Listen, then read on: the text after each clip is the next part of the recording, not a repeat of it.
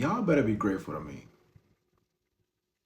Because I didn't even want to do a review tonight. I didn't even want to deal with anything as far as a review. You know what time it is right now? It is currently 1 a.m. And you're probably like, oh my God, why you wait so late to record? First of all, I apologize for the inconvenience of me not keeping up. I had to work today. Yeah.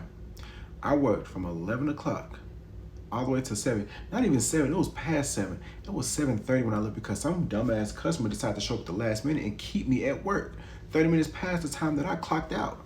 We do not care. So then what happened? Oh, SmackDown was already off the air when I got home. And I missed the second replay. It was already in like, what, 30 minutes into the second replay? No, it was actually an hour into the second replay because it took me time to drive home after I clocked out at 7:30. So I had to find the show on some bootleg website. Watched it in parts. You know how that go, right? Sometimes it freezes. Sometimes you have to reload the page over and over again. I was really struggling for y'all. I was really struggling.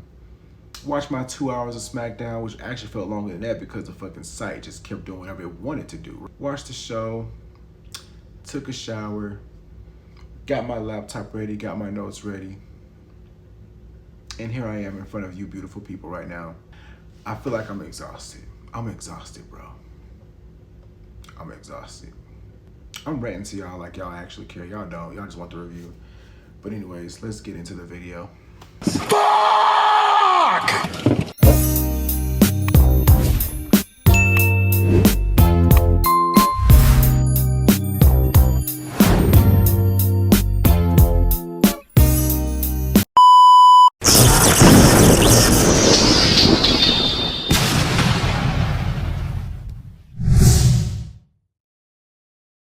What's up, YouTube? I'm back with another video and I'm back with another review.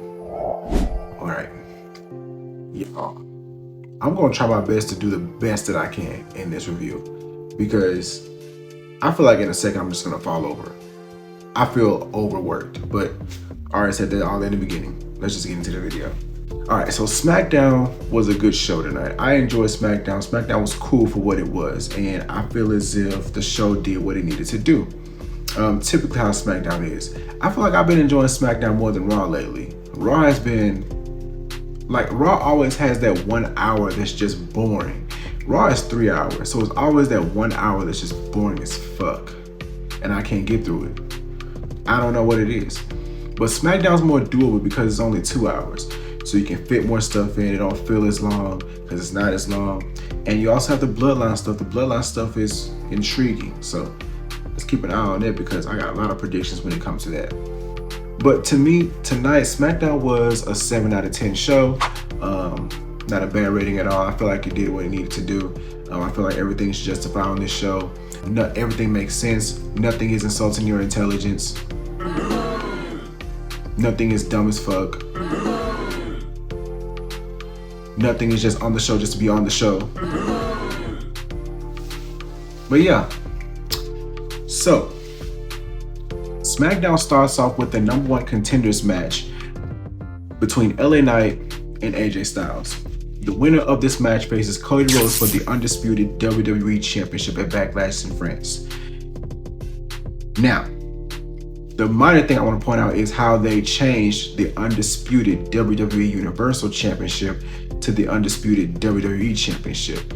So that confirms what I've been saying all year, or actually for the past 2 years. I've been saying that once Roman Reigns loses that title, they're gonna drop Universal altogether because Universal title is Roman's. Once Roman loses that title, the Universal lineage should stop with him. I feel like that's what they're gonna do. But anyways, that's not a here though, that's not important. But the match itself, the match was really good. It was a WrestleMania rematch. AJ Styles and LA Knight never has a bad match. Both their matches was classics. I enjoyed them. But in the end, AJ Styles took the dub in this. He's the one that's gonna face Cody Rhodes in France at Backlash for the WWE Championship. Now, is AJ winning? Absolutely not. He's not winning. I think this is just a one-off feud to get us through Backlash and through the draft. Once the draft finishes, like I've said in previous reviews, then we're gonna get stuff kicking off. The next segment we have is a Bloodline segment. Now Solo shows up in this SUV. He gets out looking dapper. This man got a whole suit on with the Cuban link chain. He approaches Paul Heyman, who is shown waiting for him. And then he asks Paul Heyman, "Where's my MFT?" What did he say, MFT, or did he say MTF? I think it stands for my family tree when I looked it up. Something along the lines of family tree. And that's Tama Tonga. So Tama Tonga shows up behind Paul Heyman. Paul Heyman looks like he is about to shit himself. He looks like he's fearing for his life. But Paul Heyman is basically saying, how you doing, Solo? What's going on? He's like, where's Kevin Owens? Let's go look for him. And this man Paul Heyman is just looking behind his shoulder every 2 seconds, bro, like thinking Solo finna spike him or something. He probably will, honestly. All right, so the next segment we have is Nick Aldis in the ring. So Nick Aldis is in the ring with some covered titles, which I knew were the SmackDown Tag Team titles, now renamed the WWE Tag Team titles. Very predictable. But then he introduces Triple H. So Triple H comes down to the ring. He says, hey, this is a new era. Raw got their titles, now we got to give SmackDown their tag team titles. So we're gonna start off this new era with these new titles. He unveiled them. The titles look amazing. The titles look dope. I forgot to mention he did call A-Town Down Under out there, and they're ready to see the tag team titles. He presented the titles to A-Town Down Under, and then he went in to shake their hand, but Grayson Waller just disses him and then shake Austin Theory's hand.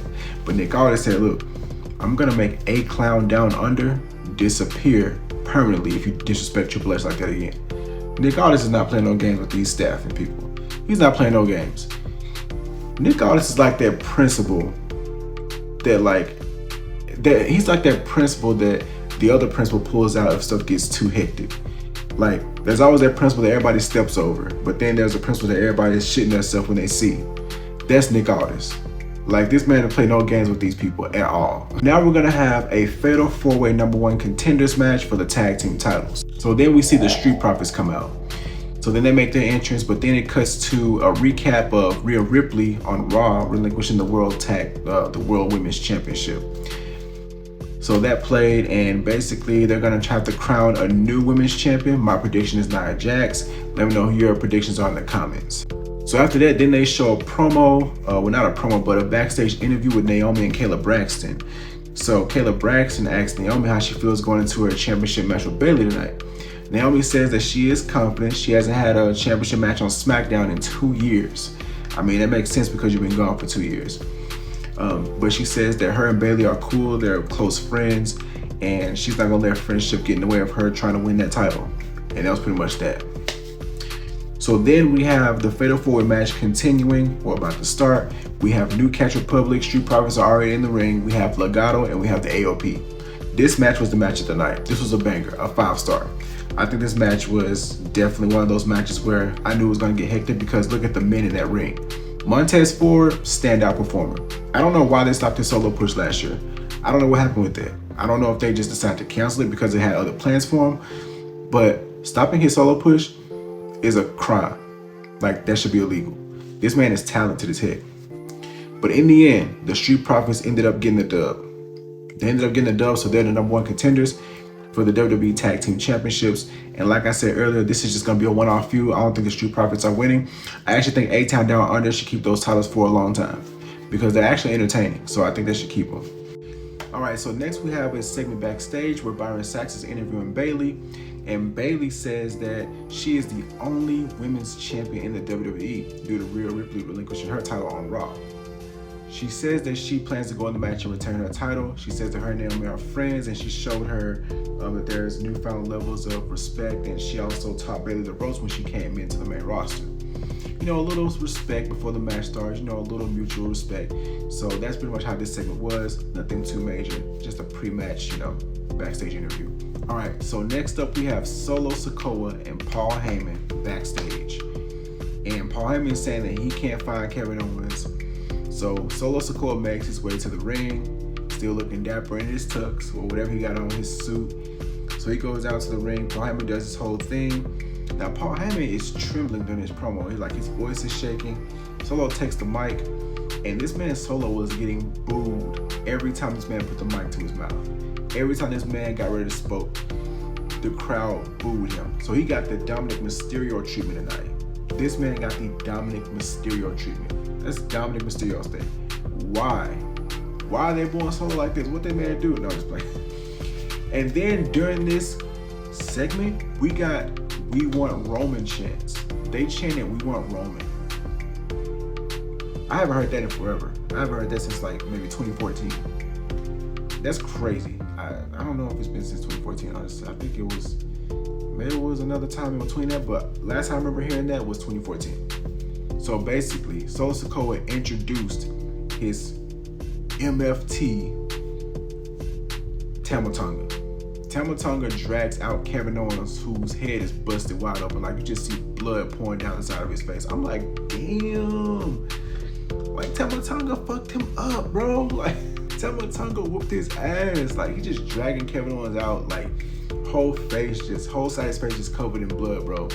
I liked it. The fact that WWE uses blood now more often, they don't use it all the time like another company does, but they do it to where when you see it, it's like, damn, this is serious. So this man Tama Tonga gets in the ring, Kevin Owens just stumbling, falling to his feet, struggling to get up. And you know how Kevin Owens is. This man Kevin Owens ended up getting up, charging in the ring, still trying to fight. He got beat down. He got Samoan spiked. Tama Tonga went crazy on him. And then all the security came out. Nick Aldis came out to separate them. This is getting chaotic. This is wild. I'm trying to figure out what's going on, who's telling who to do what, because I know Roman isn't authorizing this. I don't know if Solo Sikoa is acting on his own, but people are also saying that The Rock may be involved in this. So we're gonna see. But that's how it was in the actual arena.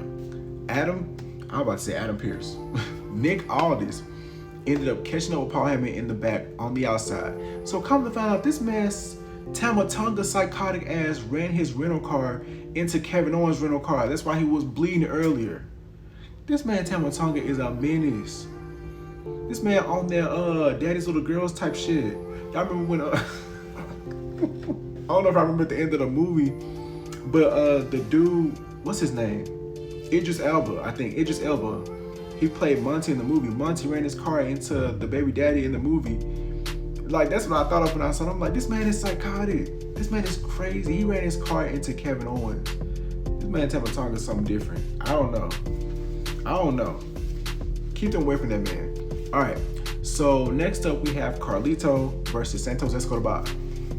So this match was decent. I'm not sure when they're gonna reveal the whole Carlito attacking Dragon Lee thing, because we all know Carlito did it.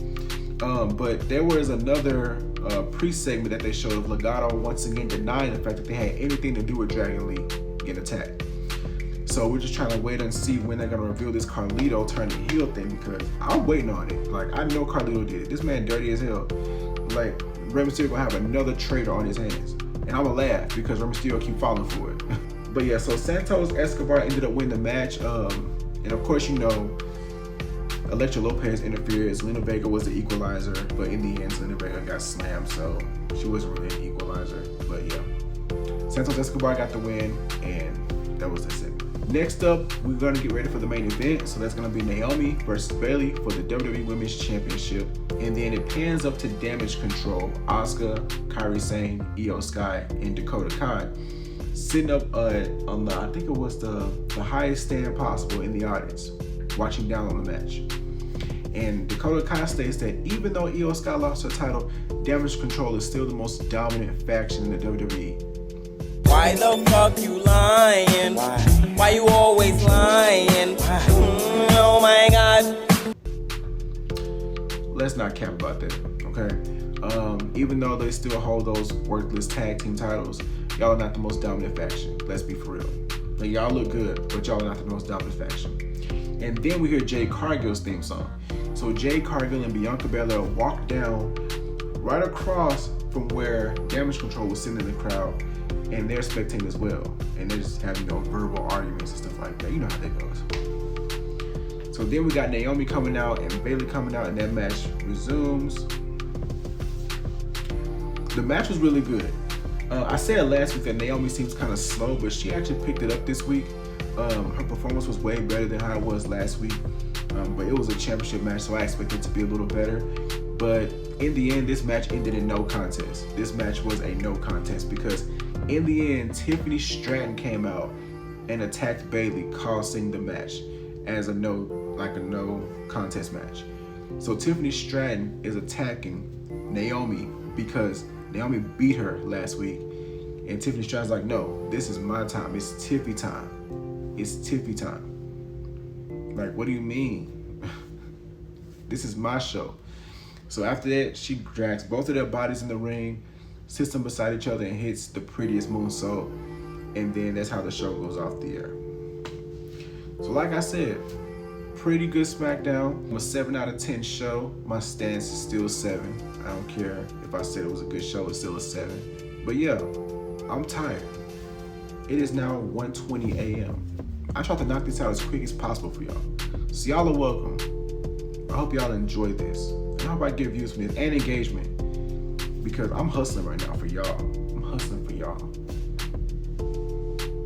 I'm just playing. My homie actually texted me and was like, just do the video, bro. And my cousin was like, just do the video, just hustle. So that's what I'm gonna do. But I did it. So y'all should be proud of me. Comment you're proud of me in the comments. Alright, but that was all for this video. Y'all like, comment, and subscribe. Turn on your post notifications now. I want people to have their post notifications on to know when I post. I also have something coming real soon. I just worked on a brand new logo for something that I'm adding to the channel. So be on the lookout for that, because I'm actually kind of proud of it. I'm trying to add more content to the channel consistently. We're not going to be doing just wrestling either. Wrestling is just going to be a primary focus for now. And like I said a couple weeks back, reviews won't be a normal thing. It's going to be spontaneous. I know recently it's been seeming like it's going to be a normal thing, but it's really going to be spontaneous like weeks going forward. So you may rarely see a review anymore, but I'm going to add more stuff to this channel and try to make it, you know, more variety of topics, like my anime videos, my music reaction videos. I also want to add something like celebrity news as well, but I'm not really into celebrity news like that. But one of my friends suggested I should add celebrity news to the channel, so just let me know how you guys feel about that in the comments, and I'll just take your opinions into consideration. So yeah, that's all for this video. I'll see you guys in the next one. Peace out.